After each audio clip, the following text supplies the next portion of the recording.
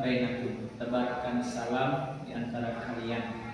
Salam ini adalah amal yang kadangkala kita ini nyepelekannya. Padahal di dalam salam itu Allah Subhanahu wa taala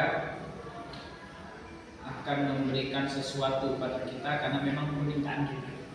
Di salam itu doa, senjata pamungkas bagi orang yang beriman. Assalamualaikum, keselamatan semoga Allah berikan kepada kita. Warahmatullah, semoga rahmat Allah menyertai kita galanya. Wabarakatuh, keberkahan semoga Allah berikan kepada kita galanya. Insyaallah. Tidak ya?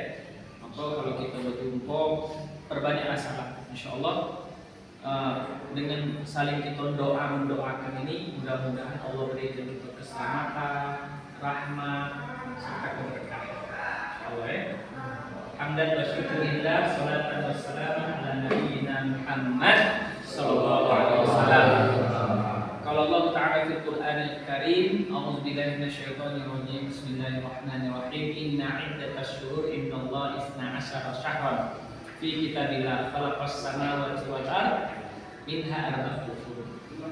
Aw kama qala 'aidan wal 'asr innal insana lafi khusr illa alladziina aamanu wa 'amilus shalihati wa tawassaw bil haqqi wa tawassaw bis sabr. Kama qala Rasulullah SAW, Allahumma barik lana fi syahri Rajab wa Sya'ban wa balighna Ramadan. Kama qala Rasulullah SAW, jaddidu imanakum. Qila wa kaifa yujaddidu imanana ya Rasulullah? Qala aktsiru min qawli la ilaha illallah. Kama qala aidan man qala la ilaha illallah mukhlishan dakhala jannah. Shadaqallahu alazim. Pertama, Ustaz kenal diri, nama kula Ustaz Mas Muhammad Fahmi, MZSOSI. Alhamdulillah hari ini bisa bersama berjumpa dengan kita. Insyaallah ini jadi kebaikan karena memang kita ini harapkan dengan adanya kita hidupkan majelis semacam ini, Allah akan maaf dikata suatu majtama'a qaumin fi baitin fi buyutillah yasluna kitaballah wa yatadarasuna bainahum illa nazalathum sakinah wa rahmah wa khafathumul malaikah wa dzakara mimman indah. Rasul katakan apabila dalam suatu majlis di sana ada yang membicarakan perkara iman dan amal soleh, maka Allah Subhanahu wa taala akan berikan kepada kita yang terhimpun berjamaah ini apa? Rahmatnya, kasih sayangnya. Masya Allah. Ini kasih sayang Allah ini luar biasa. Kadang-kala kita ini nyalah menanggepin kasih sayang Allah itu hanya berupa duniawi saja. Tidak ya? Sehingga kita mati-matian ngejar-ngejar duniawi, saking kita terjebak dengan duniawi. Sampai kita masuk ke sini karena duniawi. Alhamdulillah. Tidak ya? Karena kalau sifatnya duniawi ini menipu saja. Kejinaannya kayak tak menyenangkan tapi menyesatkan. Ya, karena memang dunia ini maaf dikata bukan tempat berhura-hura, bukan tempat bersenang-senang. Dunia ini adalah Allah jadikan tempat yang pasti bakal akan kita tinggalkan. Dunia ini sementara. Makanya kadang orang banyak tertipu dengan dunia, ya, karena hanya ingin mencari kesenangan. Maka kita ini hidup di dunia ini, jangan cari kesenangan. Yang kita cari itu ketenangan. Ya, ada orang punya harta banyak tapi tidak tenang hidupnya. Tapi ada orang yang hidup, Ustaz kemarin baru baca ada seseorang yang hidup di penjara tapi dia dapatkan ketenangan. Kenapa? Allah berikan ketenangan adalah pada ketaatan. Orang yang selagi dia taat ibadah kepada Allah, dia memperbaiki iman, dia islah diri, dia bertaubat dan nasuha, mohon ampun atas segala khilaf dan kesalahan yang dia lakukan, maka insya Allah pasti dan pasti akan Allah berikan ketenangan. Jadi jangan kita nyangka wong yang di luar sana bahagia, belum tentu juga. Banyak wong yang punya jabatan, punya harta, punya apa dan lain sebagainya, ternyata mereka tak punya ketenangan, punya kesenangan aja. Kesenangan pun sementara baik. Jadi jangan kita ngomong pesimis dengan apa yang telah Allah takdirkan kepada kita. Karena uang itu pada hakikatnya pandailah bersyukur atas segala apa yang telah Allah tetapkan dengan kita. Semuanya ada hikmah di balik apa yang Allah inginkan. Tinggal tergantung cara kita nanggepinya. Ada orang yang diberikan musibah dia tidak bersyukur. Akhirnya dia kufur nikmat. Akhirnya dia tidak nerima dengan keadaan yang sekarang ini. Akhirnya itulah, itulah terus. Nampak dia tidak nerima. Padahal itu kesalahan yang pernah kita lakukan. Manusia yang baik itu bukan manusia yang tidak punya salah, tidak. Maka pada hakikatnya karena kita ini makanya kotak manusia. Manusia itu tempatnya khilaf dan dosa. Wong yang baik itu bukan yang tak punya buat busuk. Kita itu letaknya di akhirat. Letak kita itu mankana akhir kalamihi. Sukses tidaknya seseorang itu adalah ketika sakaratul maut datang kepada kita. Ketika malaikat Israil datang kepada kita. Walaupun mungkin kita hal ini diberikan oleh Allah ibarat bahasa itu hukuman di dunia ibarat bahasa. Tapi kalau kita memang kita terima, kemudian kita bertobat dan nasuha, kita kembali kepada Allah. Kemudian kita benar-benar memperbaiki diri. Ya, bisa jadi Allah Subhanahu wa taala akan berikan apa kebahagiaan kita di akhirat. Maka orientasi hidup manusia itu adalah kehidupan akhirat. Ya, kita masih bersyukur Pak. Maaf ngomong bahasa ada wong yang maaf ngomong hal ini dimatikan oleh Allah dalam keadaan masuk. Tidak. Kita alhamdulillah masih diberikan oleh kesempatan. Kesempatan apa? Untuk islah diri. Kesempatan untuk memperbaiki diri. Tapi jangan kita labur dengan maaf ngomong bahasa itu hal-hal yang mungkin masa lampau kita yang suram. Dulu para sahabat itu maaf ngomong bukan baik. Para sahabat itu Umar bin Khattab itu bunuh anaknya dewek. Ada tak kamu bunuh anak dewek? Yang belum anak lain. Belum sebenarnya Umar bin Khattab menangis. Cak budak kecil, padahal muka terhebat, jagoan, centeng, tuh preman besar. Tapi apa yang terjadi? Suatu ketika Rasul melihat dia, kenapa kau ini nangis cengeng, cak budak-budak weh. Oh, Umar teringat masa jahiliyah. Ini masa jahiliyah. Dia terkenang dengan kemaksiatan yang pernah dia lakukan. Apa? Membunuh anaknya. Karena tradisi wong jahiliyah, wong Arab itu ketika ada terlahir anak perempuan, mereka anggap itu suatu aib. Maka anaknya itu dibenyuk-benyuknya, dibunuhnya. Dibenyuk-benyuknya Pak. Masya Allah, Umar menangis. Mengatap dia, ya Allah, alangkah bodohnya ke dulu. Dulu. Nah, tapi alhamdulillah setelah dia mengenal Islam, alhamdulillah kita ini Islam Ada yang keluar Islam? Islam dalam alhamdulillah. Ini satu tanda Allah itu sayang sama kita. Kenapa? Inna dina indallahi Islam. Sesungguhnya agama yang paling diridhoi oleh Allah dari sekian banyak agama hanya satu saja, agama Islam.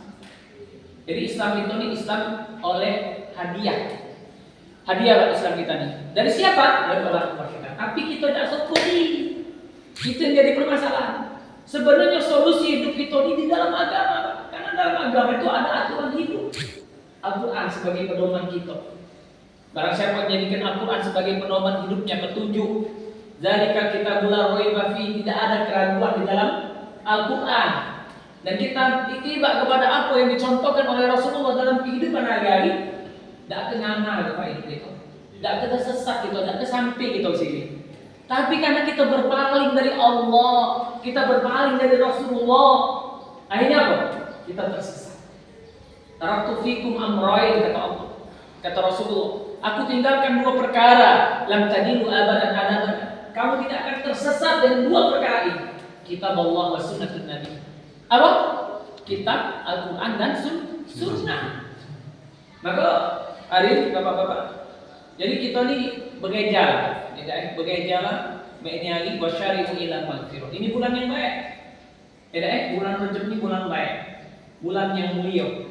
Apabila orang melakukan ibadah maka akan berlipat ganda. Apabila orang bersegera bertobat maka taubatnya akan diterima oleh Allah. Ini bulan baik. Bulan di mana Allah akan ampuni ampuni segala dosa kita, beramal soleh berlipat-lipat ganda. Kita berusaha awwalu ma yuhasabul 'abdu yaumal qiyamah as-shalah. Awal perbaikan diri itu adalah menjaga sholat 5 waktu. Menjaga sholat 5 waktu di awal waktu azan dikumandangkan. Kamu baca berjamaah. Berjamaah. Ini awal daripada hidayah datang ketika saat uang ini berjumpa dengan sholatnya.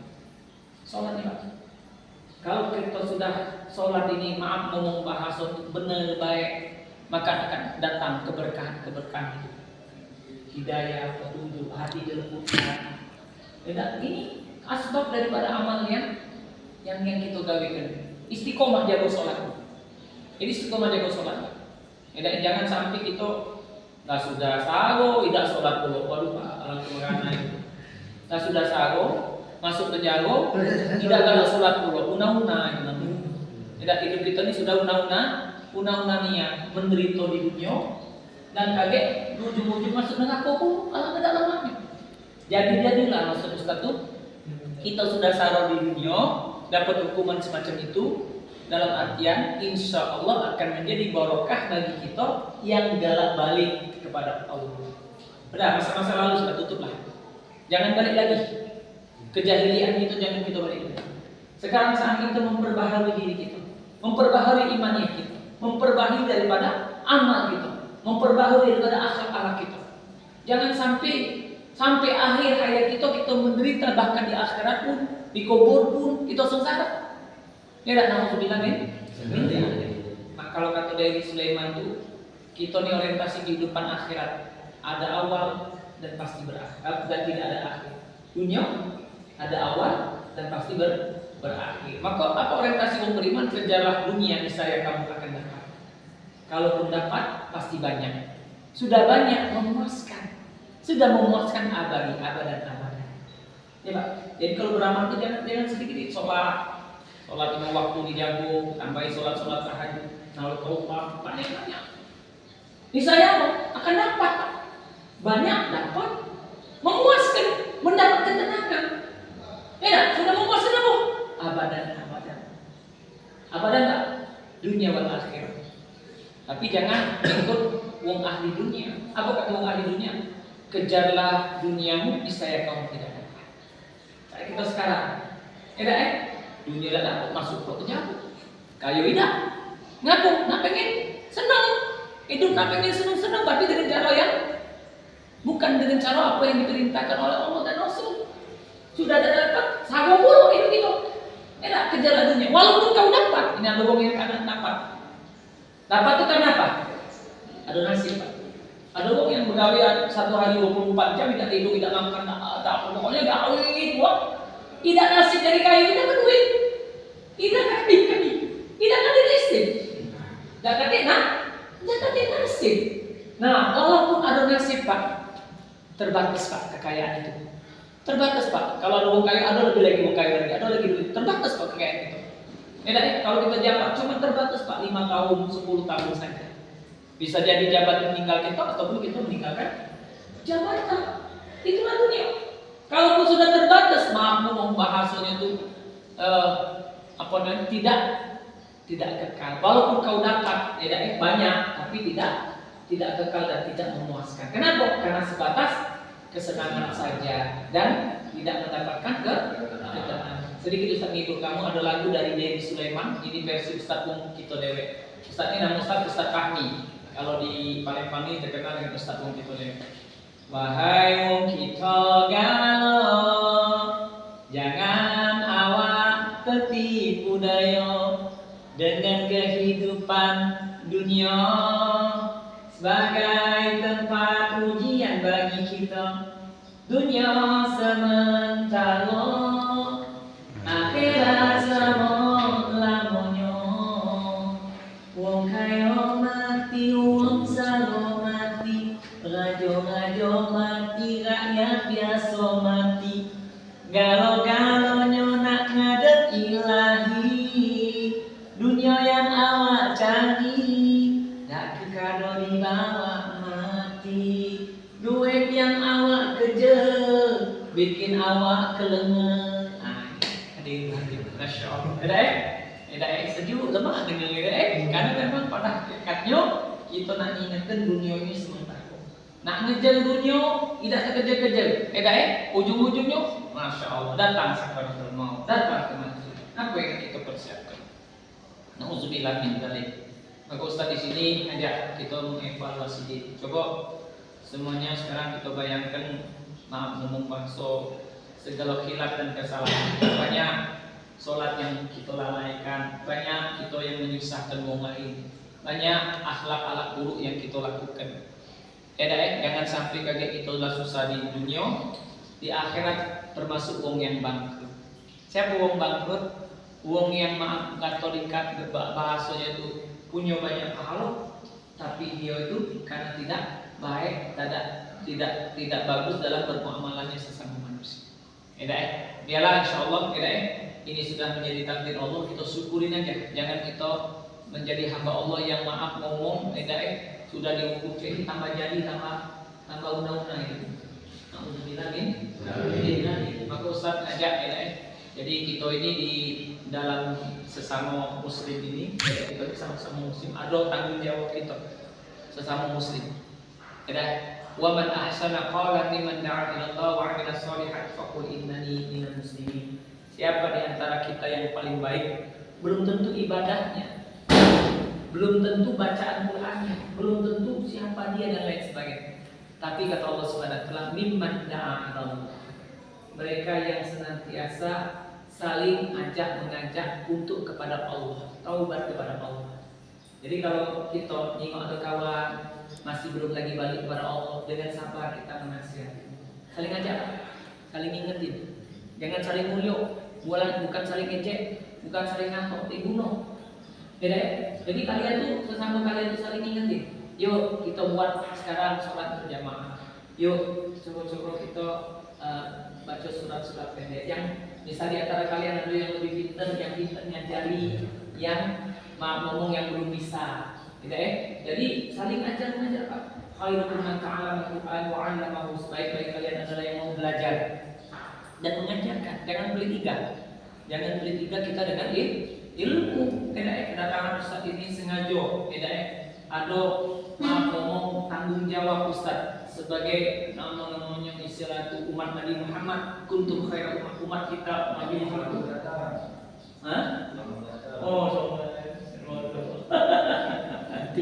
Jadi kita ini umat Nabi Muhammad ada tanggung jawab di antara kita. Apa? Tak mulu Nabi Muhammad menyampaikan perkara yang bukan hauna 'anil munkar, menyerukan untuk kita tidak berbuat maksiat.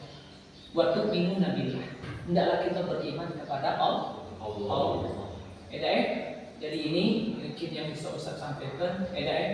Insyaallah kita bukanlah seburuk-buruk manusia. Seburuk-buruk manusia itu adalah mereka yang tidak tahu dengan kesalahannya dan tidak mau bertobat dan tidak mau memperbaiki iman.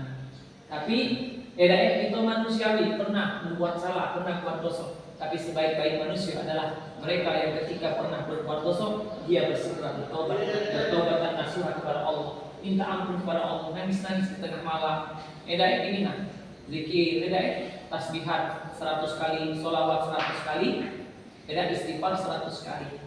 Pagi dan petang. Habis sholat duha, nah subhanallah. Kalau tidak, subhanallah walhamdulillah wa la ilaha illallah wallahu akbar. Jadikan zikir itu menjadi sesuatu amal bagi kita. Kemudian sholawat Allahumma shalli ala Muhammad, Allahumma shalli ala Muhammad, Allahumma shalli ala Muhammad 100 kali.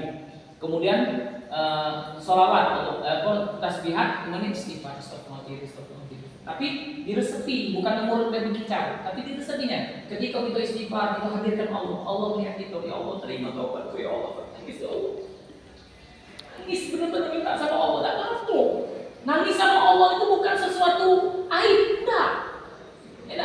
Jadi kalau kita nangis kepada Allah, sungguh-sungguh kita bertobat kepada Allah, terima tobat kita. Diterima oleh Allah tobat kita. Kalau kita tobat kita diterima, kita akan memperbaiki. Jadi insyaallah jadi Ustaz minta insyaallah mudah-mudahan ini ada suatu kebaikan karena suasana kita ini suasana bukan saja suasana manusia, tapi banyak para malaikat menyaksikan apa yang kita bicarakan, apa yang kita dengar, dan malaikat berdoakan. Siapa yang pengen dapat hidayah, ya Allah beri hidayah kepada hamba-Mu yang hari ini tawajuh, sungguh-sungguh mendengarkan tausiah dari Ustaz. Mereka yang sungguh-sungguh ingin kembali kepadamu ya Allah, mereka yang sungguh-sungguh ingin bertobat kepadamu ya Allah. Maka ya Allah berikan taufik serta hidayah ya Allah, mudahkan ya Allah segala urusan dunia dan akhirat. Kalau kita sudah berubah, dampak daripada amal ibadah kita itu ada akhirat. Akan tampak lembut hati kita, bicara agak kasar, tidak dengan kawan saling tolong menolong, tidak ada makanan saling berbagi, jangan pelit kawan ya. Yuk kita saling berbagi, saling support, saling mendukung. Insya Allah yakin lah penjauh ini bukan sesuatu yang abadan. Sementara insya Allah kakek kembali ke masyarakat. Waduh, wong ngingok kita udah berubah, udah jadi wong yang taat ibadah. Masya Allah panjang jenggot misalnya, ini jenggot